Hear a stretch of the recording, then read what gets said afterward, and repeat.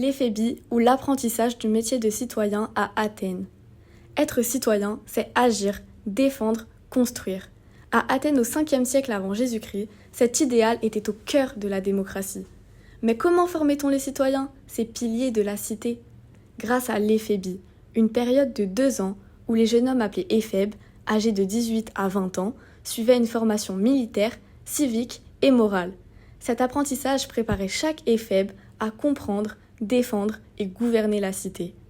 Les éphèbes apprenaient à connaître les lois, à débattre, à respecter les institutions pour faire d'eux des citoyens éclairés, capables de participer à l'ecclésia.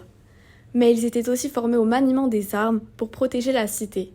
Par ces 2 enseignements, l'éphébie renforçait l'identité collective en leur transmettant des valeurs telles que la solidarité, la discipline et l'engagement envers la cité.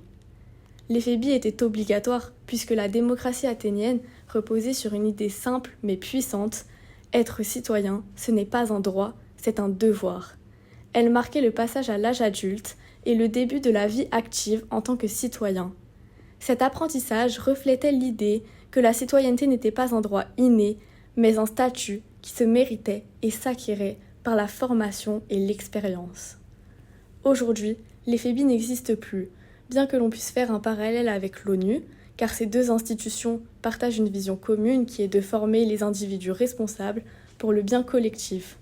Cependant, les jeunes adultes se désintéressent de plus en plus à la politique. Alors, quel est l'avenir de nos démocraties modernes et qu'en est-il de la formation des citoyens ? Il faut revoir l'éducation civique, car être citoyen, ça s'apprend.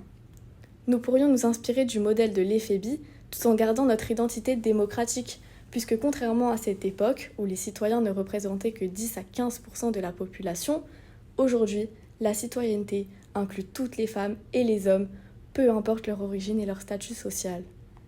Repenser l'éducation à la citoyenneté est une nécessité pour préserver et renforcer nos démocraties.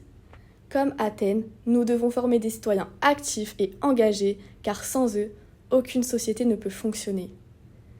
L'éphébie n'était pas seulement une formation pratique, mais aussi un symbole fort d'unité et de cohésion sociale.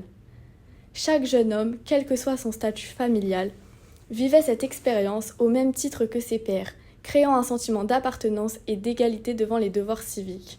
Cet idéal de solidarité est essentiel pour toute démocratie, passée ou présente. Aujourd'hui, alors que les divisions sociales et les inégalités s'accentuent, il est crucial de retrouver cet esprit collectif.